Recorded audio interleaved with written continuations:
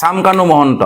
তেওঁ অসমদ্ৰোহী আৰু তেওঁ জাতিদ্ৰোহী তেওঁৰ যিটো কৰ্ম আৰু অসমদ্ৰোহী আৰু জাতিদ্ৰোহী এইকাৰণে কৈছোঁ কাৰণ তেওঁ যিদিনাখন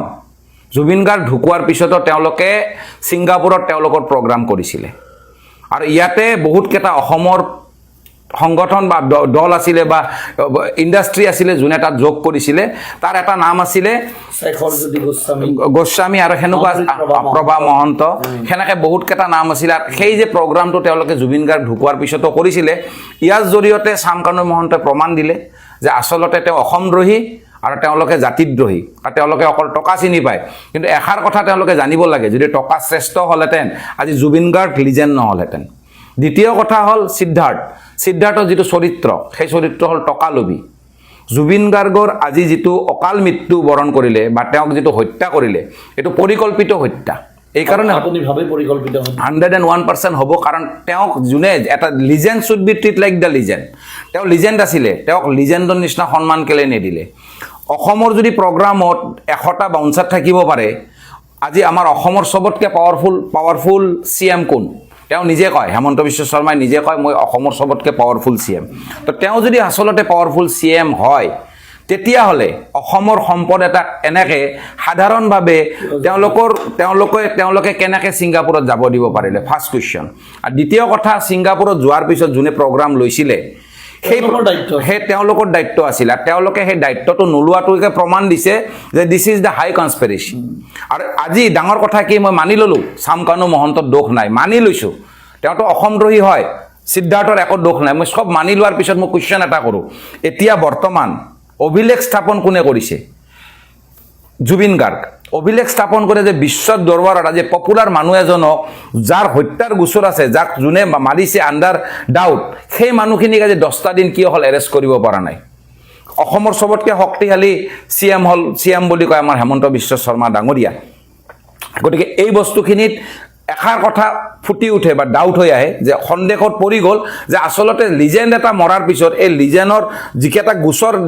গোচৰ যিকেইটা মাৰা বুলি কোৱা হৈছিল সেই মানুহকেইটাক ইমান দেৰি এৰেষ্ট নকৰাটো এটা ডাইৰেক্ট এটা সন্দেহত পৰে আৰু তেওঁলোক ক'ত আছে সেইটো জানিব নোৱাৰাৰ কথাই নাই নাজানাকৈ তেওঁলোকে লাইভ দি আছে নেকি পুলিচে যি ইচ্ছা যায় কৰিব পাৰে তেওঁলোকে যদি এতিয়াই এৰেষ্ট আজি অসম পুলিচে ধৰিব নালাগে নহয় সেইটো বিশ্বৰ যিকোনো পুলিচে এতিয়া তেওঁলোকক পঠাই দিব কাৰণ তেওঁ এটা লিজেণ্ড জুবিন গাৰ্গক নিচিনা মানুহ নাই নিচিনা মানুহ এটা থকাৰ পিছত তেওঁলোকে এতিয়ালৈকে এৰেষ্ট হোৱা নাই তাৰ মানে কি ইয়াত বহুত ডাঙৰ এটা সন্দেহ সোমাই আছে অসমৰ অস্তিত্ব ছবি মানে জ্ঞান যিটো মানে আমাৰ জ্ঞানখিনি আমাৰ গোটেই ৰাইজে জ্ঞানখিনি আহৰণ কৰিব লাগে আৰু গোটেই ৰাইজৰ একগোটত হেমন্ত বিশ্ব শৰ্মাক ক'ব লাগে আমাৰ চিএমক যে অসমৰ আত্মসন্মান ধৰক আৰু এষাৰ চিএম ডাঙৰীয়াক এষাৰ মই কথা ক'ম যে যেতিয়া জুবিন গাৰ্গ ঢুকাইছিল তেওঁৰ লগত 10,000 টকা এটা নাছিলে তাৰ মানে ইয়াৰ দ্বাৰা চিএম ডাঙৰীয়া এটা প্ৰমাণ যে টকা কেতিয়াও শ্ৰেষ্ঠ হ'ব নোৱাৰে ক্ষমতা কেতিয়াও চিৰস্থায়ী নহয় ক্ষমতা তেতিয়াই চিৰস্থায়ী হ'ব যদি আপোনাৰ কৰ্মস্থান ভাল থাকে আৰু ভগৱানে আপোনাক এটা ধুনীয়া চান্স দিছে এইবাৰ আপুনি অসমৰ অস্তিত্ব ছবিমান ধৰক আৰু এই যে চিএম যিজন আমাৰ হেমন্ত বিশ্ব শৰ্মাক মই কৈছোঁ তেওঁ যেতিয়া এই চামকানু মহন্ত ব্লেকলিষ্ট কৰিব নালাগেতো তেওঁ they are already blacklist of Assam যাৰ কাৰণে আজি ইমান মবিলাইজেশ্যন হৈ আছে ইমানখিনি আন্দোলন হৈ আছে অসমত বুলি কৈছে কিন্তু ব্লেকলিষ্টেড অসমত হৈছে কিন্তু তেওঁক এৰেষ্ট কৰি অনাটো দায়িত্ব হেমন্ত বিশ্ব শৰ্মা থকা তেওঁ এটা শব্দতে তেওঁক এৰেষ্ট কৰি আনিব পাৰে কাৰণ এইটো বিশ্ব পপুলাৰ হৈছে আমাৰ জুবিন গাৰ্গ 195খন দেশৰ 114খন দেখি চাৰ্চ কৰিছে গুগলত 100% আৰু গুগলে তেওঁক হামিং কিং অফ ৱৰ্ল্ড বুলি এটা আখ্যা দিছে গতিকে হামিং কিং এজনক কোৱাৰ পিছত যিজন মানুহ আজি তেওঁলোকে লাইভ দি আছে তেওঁলোক আৰু ডাঙৰ কথা মই আমাৰ অসমৰ এডভকেট অসম সন্থাক ধন্যবাদ জ্ঞাপন কৰিম যে তেওঁলোকে এই চামকানু মহন্ত হওক সিদ্ধাৰ্থৰ কোনো কেছ নলওঁ বুলি কৈছে আৰু তেওঁলোকৰ হকে তেওঁলোকে মাত নিদিয়ে তো এইটোকে কয় জাতীয়তাবাদ জাতীয়তাৰ সন্মান গতিকে অসমৰ যিটো জাতীয়তাবাদৰ চৰিত্ৰ আজি অসমীয়া হেমন্ত বিশ্ব শৰ্মা হয় গতিকে তেওঁৰ আত্মসন্মান যদি ধৰিব লাগে গতিকে তেওঁ এতিয়া এটা দিনতে আজিৰ ভিতৰতে তেওঁলোকক এৰেষ্ট কৰি আনিব লাগে কাৰণ অসমদ্ৰোহী আৰু জাতিদ্ৰোহী মানুহ 10 দিন সময় দিছে সেইটো অযুক্তিকৰ কথা চিআইডিয়ে যে 10 দিন সময় দিছে দিছ ইজ ভেৰি চেমফুল লেংগুৱেজ এইটো হ'বই নোৱাৰে কাৰণ এটা লিজেণ্ডৰ যোনে যাৰ গোচৰ আছে দোষ তেওঁলোকৰ নাথাকিব পাৰে গোচৰ থকা মানুহক 10 দিন সময় দিয়াটো এইটো ডাইৰেক্ট এটা কনস্পিৰেচিৰ কিবাহত পৰে সেইটো সকলো অসমবাসীয়ে বুজি পাব লাগে গতিকে অসম যেতিয়া নজ্বলে তেওঁৰ দায়িত্ব কিন্তু হেমন্ত বিশ্ব শৰ্মা চিএমে জুবিন গাৰ্গক সন্মান দিয়াত অলপো কৃপণলে কৰা নাই বুলি আছাম ৰাইজে কয় কৈছে কিন্তু হেমন্ত বিশ্ব শৰ্মা ডাঙৰীয়াত এটা জাগাত ভুল হৈ গৈছিলে যেতিয়া জুবিন গাৰ্গ ঢুকালে তেওঁ যিখিনি সময়সীমা বান্ধি দিছিলে যে ৰাতিপুৱা 7টাৰ পৰা 9টাৰ ভিতৰত জুবিন গাৰ্গক সকলো দৰ্শন কৰিব আৰু পিছদিনাখন তেওঁক ৰাতিপুৱা জ্বলাব কিন্তু প্ৰথম কথাতে এটা মৃতদেহ জুবিন গাৰ্গে চিএমৰ কথা সলনি কৰি দিলে আৰু অসমৰ ৰাইজে চিএমৰ কথা সলনি কৰাই দিলে বাধ্যত পৰি কৰিব লগা হ'ল কাৰণ তেওঁ যেতিয়া এয়াৰপৰ্টৰ পৰা ওলাল এয়াৰপৰ্টৰ পৰা ঘৰ আহি পোৱাতে 3টা বাজিছে য'ত ৰাতিপুৱা 7টাৰ পৰা তেওঁ মানুহে তেওঁক দৰ্শন কৰিব বা শ্ৰদ্ধাঞ্জলি দিব গতিকে প্ৰথম তেওঁৰ ভাষা সলনি কৰাইছে আৰু পিছদিনাখনে জ্বলোৱা কথা আছিল জুবিন গাৰ্গ ডাঙৰীয়া কিন্তু পিছদিনাখনতো জ্বলোৱা দূৰৰ কথা তাৰ পিছদিনাখনে জ্বলাব লগা হৈছে তাৰ মানে জাতীয়তাবাদৰ যিটো জোৰ আৰু জাতীয়তাবাদৰ সন্মান আৰু এটা লিজেণ্ডৰ যিটো আত্মা সেই আত্মাই হেমন্ত বিশ্ব শৰ্মা দা চিএম অফ আছাম তেওঁৰ প্ৰথম ভাষা সলনি কৰাই দিছে তো সেইটো বস্তু অনুভৱ কৰিব লাগে দ্বিতীয় কথা হ'ল জুবিন গাৰ্গে সদায় এষাৰ কথা কৈছিলে পলিটিক্স নকৰিবা বন্ধু কিন্তু এই যিটো যাত্ৰা এটা লিজেণ্ডৰ হত্যাকাৰী যদি আপুনি এদিনতে ধৰিব নোৱাৰে আচলতে আপুনি ইয়াতে ভগৱানৰ আগত দোষী সাব্যস্ত লগতে অসমবাসীৰ আগত দোষী সাব্যস্ত হ'ব কাৰণ এইটো জুনমণি ৰাভা নহয় এইটো কা নহয় গতিকে এইটো হ'ল জুবিন গাৰ্গ অসমৰ অস্তিত্ব স্বাভিমান প্ৰাণকেন্দ্ৰ অসমৰ স্থান চিৰযুগমীয়াকৈ পৃথিৱীত এটা স্থান দিয়া আজি অসম চিৰযুগমীয়া হৈ উজ্বলি থাকিব কাৰণ after Michael Jackson the Zubeen Garg is the popular one as like the Bhupen Hazarika দিয়কো তেওঁ লুপ্ত কৰিব বিচাৰিছিলে কিন্তু নোৱাৰিলে কিন্তু এতিয়া ৰাইজে এটা কথাই কৈছে যে আমাৰ যি ন্যায়ৰ বাবে আমি মেইনলি এতিয়া লাগিব জুবিন গাৰ্গৰ ন্যায়ৰ বাবে কিন্তু আমাৰ চৰকাৰে লাগি আছে জুবিন গাৰ্গৰ আদ্য চৰকাৰীভাৱে বহুত ডাঙৰকৈ তাত কৰিব যোৰহাটত কৰিব আৰু গৰিমা শইকীয়া গাৰ্গেও কৈছে যে 31 অক্টোবৰত আমি জুবিন গাৰ্গৰ কথা মতে চিনেমাখন ৰিলিজ কৰিম ৰৈ ৰৈ বিনালে গতিকে তাত লাগি আছে কিন্তু ৰাইজে এইটোৱে সন্দেহ কৰিছে যে কোনেও ইমান মানে আমি যেনেকৈ বিচাৰি আহিছোঁ আজি বহুকেইখন এজাহাৰ আহিছে থানাত এজাহাৰ পৰিছে অসমৰ দল সংগঠনৰ কিন্তু জুবিন গাৰ্গৰ পৰিয়ালৰ ফালৰ পৰা হওক বা চৰকাৰৰ ফালৰ পৰা ইমান বেছি স্পীড কৰা নাই বুলি কৈছে এই গোটেই ঘটনাটোত আপুনি কি এতিয়া জুবিন গাৰ্গ অকল চৰকাৰ বা তেওঁলোকৰ ঘৰৰ কিবা এটা মুখ্যমন্ত্ৰীক সুধিলে কি কয় গৰিমা শইকীয়াৰ বাইদেউৰ জুবিন গাৰ্গ হৈ থকা নাই জুবিন গাৰ্গ আমাৰ অসমৰ জুবিন গাৰ্গ আমাৰ বিশ্বৰ গুগলে তেওঁক হামিং কিং আখ্যা দিছে আৰু অসমে ভাৰতে তেওঁক বিশ্বই লিজেণ্ডৰ নামটো দিছে তো লিজেণ্ড যিটো নাম কৰিয়াই জুবিন গাৰ্গে আনিছে তো জুবিন গাৰ্গৰ যদি ন্যায় নাপায় তেতিয়াহ'লে অৰ্ধশ্ৰাদ্ধই হওক আৰু কিবা বেলেগ শ্ৰাদ্ধই হওক 100 কোটি টকা খৰচা কৰি পাতিলে মই কৈ আছোঁ যিজন মানুহৰ লগত 10,000 টকা এটা নাছিলে সেই মানুহ আজি ৱৰ্ল্ডৰ লিজেণ্ড তাৰ মানে টকা কেতিয়াও শ্ৰেষ্ঠ হ'ব নোৱাৰে আৰু তেওঁ VIP মানুহ ভাল পাইছিলে আৰু এইবাৰ মই বহুত কেইটা জাগাত দেখিছোঁ আৰু এষাৰ কথা কম মই president of Assam BJP Dilip Saikia দাক মই ধন্যবাদ জ্ঞাপন কৰিছোঁ প্ৰণাম যাচিছোঁ তেওঁ সাধাৰণভাৱে তেওঁ ল'ৰা ছোৱালীকেইটা লৈ ৱাইফক লৈ যেনেকৈ তেওঁ 3-4 ঘণ্টা খোজকাঢ়ি পেলাই আজি শ্ৰদ্ধাঞ্জলি দিছে জুবিন গাৰ্গক ডেট ইজ দ্য ৰিয়েল অনুৰাগী কিছুমান উদ্ভাণ্ডালী অনুৰাগী আছে তেওঁলোকে জুবিন গাৰ্গৰ সন্মান হানি কৰিছে আৰু দ্বিতীয় কথা যিবোৰে VIPত বহি ফেনৰ তলত ভৰি দি মই বহুত লিডাৰ দেখিছোঁ কাৰণ মই নিজে আছিলোঁ তাতে মই নিজে আছিলোঁ মোৰ কাম হ'ল ছ'চিয়েল ৱৰ্ক মই পানী বিতৰণ জুচ বিতৰণ মই আজি ইয়াতে হওক বা সৰু সজাইতে হওক মই সদায় কৰি আহিছোঁ মই ইচ্ছা কৰিলে VIP চিটত গৈ বহিব পাৰিলোঁ নবহিলোঁ কিয় বহা নাই জুবিন গাৰ্গে বেয়া পায় জুবিন গাৰ্গৰ লগত এনেকুৱা নহয় মোৰ ৰিলেশ্যন নাথাকা মোৰ তাৰ লগত পাৰ্চনেল ৰিলেশ্যন আছে জুবিন গাৰ্গৰ লগত এটা বিশেষ সম্পৰ্ক আছিল আপোনাৰ নিশ্চিত ৰূপে 45 মিনিট পৰ্যন্ত জুবিন গাৰ্গ বহে নিশ্চিত ৰূপে জুবিন গাৰ্গৰ সেই কথা অলপমান মই লাষ্ট জুবিন গাৰ্গ ডাঙৰীয়াৰ লগত মই বহিছিলোঁ আমাৰ বৃষ্টৰ আগত 45 মিনিট সি বহিছে সি শ্ৰীলংকাৰ পৰা আহি পাইছে আহি পাই মই বহি আছোঁ কিমান দিনৰ কথা এইটো জাষ্ট লাষ্ট 2 মাহ যিটো লাষ্ট শ্ৰীলংকাত গৈ পেলাই আহি বহিছে 2 মাহ বা 3 মাহৰ হায়েষ্ট কথা হ'ব তাতকৈ পিছত মই লগ পাইছোঁ আহি মোৰ ওচৰত সি বহিছে দুটা টুল আছিলোঁ দুটাই বহি ল'লোঁ বহি মোৰ এটা আউজি লৈছে আউজি লৈ পেলাই কৈ আছে এই শ্ৰীলংকাত গ'লোঁ মোৰ খৰচা বহুত হ'ল 27-30 লাখ এটা কিবা এটা কৰি আছিলোঁ আৰু জাননে মোৰ কুকুৰটো হেৰালে তাৰ কুকুৰ সিদিনাখন এটা হেৰাইছিল কথা পাতিলোঁ মই চাহ খাই আছিলোঁ মই ক'লোঁ এটা কাম কৰ নিউজত দি দে নহ'লে নিজৰ পেজত দে অলপ ঠিক কথা কৈছে তো সেই মানুহজনৰ লগত কিছুমান এনেকুৱা কথা পাতিছিলোঁ যি কথাত মই এটা কথাই জানো বস্তু কৰ্মৰ জৰিয়তে আৰু সেইকাৰণে জুবিন গাৰ্গৰ ইহলীলা সমৰ্পণত আজি তেওঁক যেতিয়া মুখাগ্নি কৰিছে মই কেতিয়াও তেওঁৰ লাইনত থিয় হৈ মই তেওঁক দেখা কৰিব যোৱা নাই কিন্তু মোৰ কৰ্মখিনি মই কৰিছোঁ মই পানী বিতৰণ কৰিছোঁ জুচ বিতৰণ কৰিছোঁ অনুৰাগীৰ মাজত তো মই বুজি পাওঁ কৰ্মই ধৰ্ম কাৰণ জুবিন গাৰ্গৰ যিখিনি কথা ভাষা, তেওঁৰ কথা ভাষা সাগৰৰ পৰা আৰম্ভ কৰি যিবোৰ তেওঁ কথা পাতিছিলে, সেই কথাবোৰৰ অস্তিত্ব এটাই, কৰ্ম কৰিব লাগে, ভাল কৰ্ম কৰিব লাগে, দিব শিকিব লাগে, ল'ব শিকিব নালাগে, মানুহক মৰম দিব লাগে। টকা আহিব যাব, টকাই যদি শ্ৰেষ্ঠ স্থান দিলেহেঁতেন আজি যিমানবোৰ হাই লিজেণ্ড মানুহ, যিমানবোৰ ডাঙৰ ডাঙৰ পাৱাৰফুল মানুহ, তেওঁলোকে জুবিন গাৰ্গৰ মৃত্যুত থিয় হ'ব লগা হৈছে, জুবিন গাৰ্গৰ গান গাব লগা হৈছে। তো টকা কেতিয়াও শ্ৰেষ্ঠ নহয়। পলিটিক্স নকৰিবা বন্ধু ভাষা এষাৰ আছিল। তো সেই ভাষাষাৰ কথাটো এনে তেওঁ কৈ যোৱা নাই। কোৱাৰ অৰ্থ এটাই, পলিটিক্স যদি কৰা হয় ধৰ্মক হকে পলিটিক্স কৰিব লাগে, ধৰ্ম ভ্ৰষ্ট কৰিব নালাগে। আৰু মই বাৰে বাৰে ক'ম, now the powerful men of Assam is the Himanta Biswa Sarma. আৰু আপুনি যদি এদিনতে যদি এই মানুহখিনিক ধৰি নিদিয়ে, তেতিয়াহ'লে আপোনাৰ কিন্তু আত্মসন্মান, সন্মান, স্বাভিমান অসমবাসীৰ আগত একোৱেই নাথাকিব। আৰু আপুনি 26ত CM বা গভৰ্ণমেণ্ট, মই একো নকওঁ, আহিব নাহিব নাজানো, কিন্তু আপোনাৰ সেই সন্মানটো নাথাকিব। কিয় নাথাকিব মই কওঁ, আপুনি ভালকৈ প্ৰফুল্ল কুমাৰ মহন্তৰ কথা চিন্তা কৰক। মই বাৰে বাৰে কৈছোঁ, টকা কেতিয়াও শ্ৰেষ্ঠ নহয়। আৰু আপুনি অনুভৱ কৰক, 10,000 টকা থকা মানুহ এটাৰ আগত আপোনালোকে থিয় হ'ব লগা হৈছে। VIP চিটত থকা মানুহকেইটা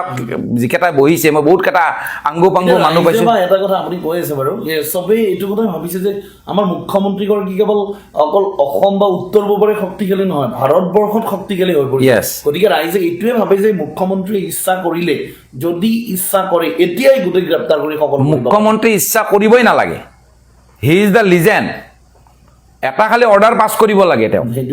লিজেণ্ড এজনৰ হত্যাকাৰীক ধৰাৰ কাৰণে 2 ছেকেণ্ড নালাগে। ৱৰ্ল্ডৰ যিকোনো মানুহে ঠেলি ঢাক্কা মাৰি পেলাই পঠাই দিব যদি ইচ্ছা কৰে। ৰাইজে যিটো কৈ আছে যে CBI দিয়ক,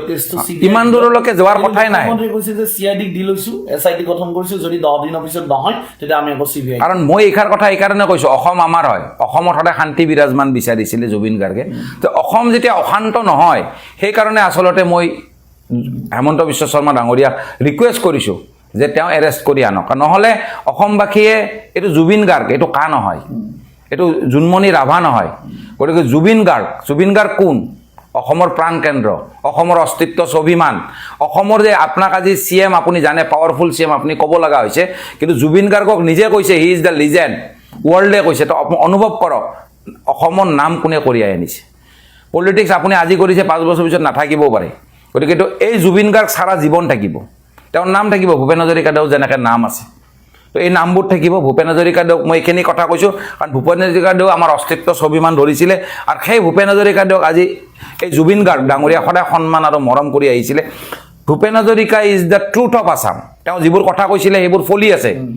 and Zubeen Garg is the heartthrob of Assam.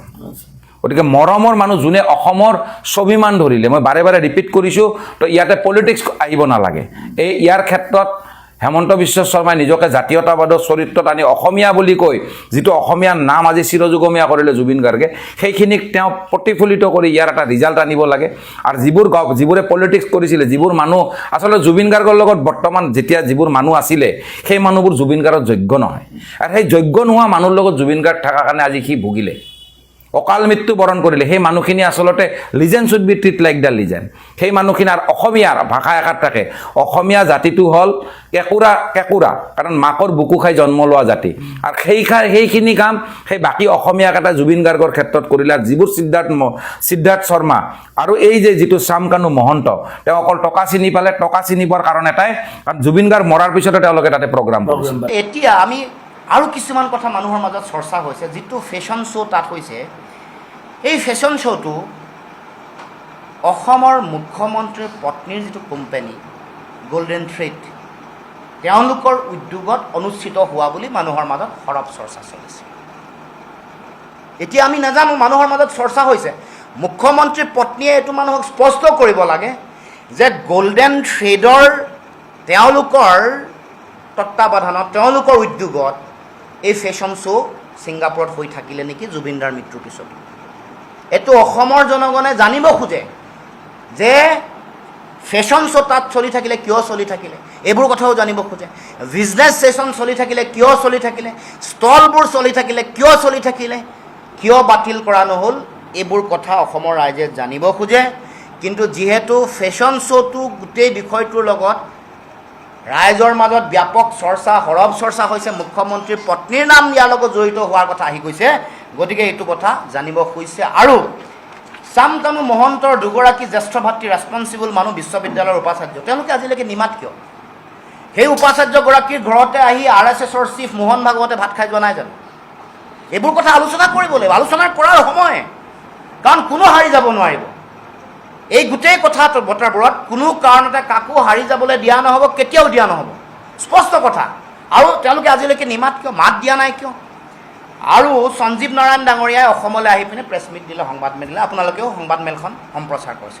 আমাৰ এতিয়া প্ৰশ্ন হ'ল যে সঞ্জীৱ নাৰায়ণ ডাঙৰীয়াই অসমত প্ৰেছ মিট দিবলৈ ইমান দিন ৰ'ব লগা হ'ল, ঠাইৰ পৰা কিয়, জেগাৰ পৰা তেওঁ এই গোটেই কথাবোৰ কিয় নক'লে? লগে লগে তেওঁ কথাবোৰ কিয় নক'লে?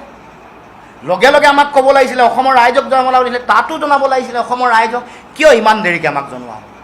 ঘটনাটো বহুত আগতে ঘটিলে, ঘটনাৰ কথা উল্লেখ কৰিছে। আৰু সঞ্জীৱ নাৰায়ণ ডাঙৰীয়াই এইটোও কৈছে যে তেওঁ বিমল বৰালৈ ফোন কৰিছে, পীযুষ হাজৰিকালৈ ফোন কৰিছে, তেওঁ অসমৰ মুখ্যমন্ত্ৰীৰ পত্নী ৰিণিকী শৰ্মা ভূঞা ডাঙৰীয়ানীলৈও ফোন কৰিছে। যে এইবোৰ ফোন কৰাৰ পাছত আজিলৈকে বা সেই মুহূৰ্তত যেতিয়াই ফোন কৰি খবৰ দিছে, লগে লগে অসমৰ জনগণক পীযুষ হাজৰিকা, বিমল বৰা বা ৰিণিকী ভূঞাই অসমৰ জনগণক কিয় স্পষ্ট নকৰিলে কথাটো? বা সঞ্জীৱ নাৰায়ণে কিয় নকৰিলে? বা সঞ্জীৱ নাৰায়ণৰ ডাঙৰীয়ালৈ আমাৰ প্ৰশ্ন যে আপুনি তাৰ পৰা যে খৰখেদাকৈ গুচি আহিলে, এখন অভিযোগনামা, আপুনি গোচৰ দিব নোৱাৰে ছিংগাপুৰক, কিন্তু আপুনি এখন কমপ্লেইন দিব পাৰে তাত যে এনেকুৱা এটা ঘটনা ঘটিলে, তাৰ এম্বেচি হওক, সংশ্লিষ্ট সংস্থা হওক, তাত সঞ্জীৱ নাৰায়ণ ডাঙৰীয়াই এখন অভিযোগনামা দিয়াৰতো প্ৰয়োজনীয়তা আছিল। এইবোৰ দিলে নে নাই দিয়া? কিয় আমাক নক'লে? কিয় এই কথাবোৰ লুকুৱাই ৰাখিলে? বহুত দেৰিকৈ কিয় হাৰ পালে? এইবোৰ প্ৰশ্নৰ আমি কোন ইয়াৰ লগত জড়িত হয় নহয়, এইবোৰ তদন্ত CBI যেতিয়া ল'ব, এইবোৰ কথা প্ৰমাণ হৈ যাব জল পটপটকৈ। কোনো কাৰণতে কোনেও কথাটোৰ মানে মৌলিক কথাবোৰ মানুহে সুধিব খুজিছে, জানিব খুজিছে। গতিকে মনত ৰাখিব, আমি এটা কথা আমি ক'ব খোজোঁ যে যিসকল মানুহৰ বিৰুদ্ধে আঙুলি উঠিছে, যিসকল মানুহৰ সম্পৰ্ক ক্ষমতাশালী মানুহ, মুখ্যমন্ত্ৰীকে ধৰি বহু ক্ষমতাশালী মানুহ, মন্ত্ৰী, কেন্দ্ৰীয় চৰকাৰৰ মন্ত্ৰী, আমোলা বিষয়াৰ লগত অতি গাঢ় সম্পৰ্ক থকা যিসকল, এই গোটেই ঘটনাটোৰ লগত জড়িত মানুহে ক্ষমতা প্ৰয়োগ কৰি, ক্ষমতাৰ অপব্যৱহাৰ কৰি হয়তো তেওঁলোক হাৰি যাব পাৰে। কিন্তু অসমৰ জনগণৰ সন্মুখত, অসমৰ জনগণৰ হৃদয়ত তেওঁলোক জাতীয় জীৱনৰ একোগৰাকী ঘৃণনীয় মানুহ হিচাপে অসমৰ মাটিত জীয়াই থাকিব। এইটো কথা মনত ৰাখিব। ইতিহাসে, সময়ে কাকো ক্ষমা নকৰে। আমাৰ চব তথ্য আছে, এটা এটাকৈ ক'ম, ক'ত কি হৈছিলে এইবোৰ বহুত আছে, ক'ব লগা বহুত আছে, সময় নহয়। এই জুবিনদাৰ মৃত্যুৰ পিছত কোনে কি কৰিলে, এই যে ৰাইজে ধন্যবাদ প্ৰশংসা দিয়া আৰম্ভ কৰিছিলে, এইবোৰ চব খবৰ এটা এটাকৈ আছে, তথ্য প্ৰমাণ চব দি আছোঁ। এতিয়া সময় নহয়, উপযুক্ত সময়ত এই গোটেই জাৰ্ণিটো, এই যে মৃত্যু হোৱাৰ পাছত যিবোৰ অসমত চলিলে, এটা এটা কথা কৈ আছোঁ, কাকো ৰেহাই দিয়া নহয়। ক'ত কি ঘটিলে, কি চলিলে, এয়াৰপৰ্টত কি চলিলে, চব কথাৰ এটা এটা তথ্য দিয়া হ'ব, এটা এটা কথা মানুহক উদঙাই দেখুওৱা হ'ব। সময় হোৱা নাই, আদ্যশ্ৰাদ্ধ যাব দিয়ক, তাৰ পাছত বাকী সকলো কথা এটা এটাকৈ খোলোচা কৰা, উদঙাই দিয়া হ'ব, কাকো ক্ষমা কৰা নহ'ব। বৰ্তমান আপোনালোকে সামাজিক মাধ্যমৰ আৰু লগতে সংবাদ মাধ্যমৰ যোগেদি বহুতো নজনা কথাবোৰ জানি আছে। জুবিন দাই আজি 11 দিনেই হৈ গ'ল। চাওকচোন আপোনালোকে, জুবিন দাৰ লিখীয়া মানুহ এজনে জুবিন দাৰ লিখীয়া মানুহ এজনক ন্যায়ৰ বাবে লাখ লাখ জনগণ ওলাই আহিছে, কিন্তু ন্যায় দিব পৰা নাই তেওঁক আজি 11 দিনে। আৰু সাধাৰণ মানুহৰ তেতিয়াহ'লে কি হ'ব যদি জুবিন দাৰে এনেকুৱা হয়? আজি গোটেই বিশ্বই বিচাৰিছে তেওঁ এই অপৰাধীকেইটা য'ত লুকাই আছে লাইভ কৰি তেওঁলোকক ধৰাটো, কিন্তু আমাৰ অসম আৰক্ষী কিন্তু সেইটো কাম কৰিব পৰা নাই। নাজানো, জানি বুজি কৰা নাই যদিও নাজানো, পৰা নাই যদিও নাজানো, কিন্তু লাইভৰ যোগে কিন্তু তেওঁলোকে একদম নিজৰ কথাখিনি কৈ আছে, কি হৈছিলে কি নাই হোৱা, উল্টা ফুল্টা কথাবোৰ ক'ব পাৰিছে। আজি লুৰিণজ্যোতি দাই বহুখিনি কথাই কৈ গ'ল, লাখ লাখ মানুহ ওলাই আহিছে, তেওঁক লৈ পিনি প্ৰতিবাদ কৰিছে, আৰু ওপৰত থকাজনো দেখি আছে। কিয় ইমান দিনে তেওঁ মুকলি আকাশৰ তলত এই অপৰাধীকেইটা ঘূৰি আছে নাজানো আৰু।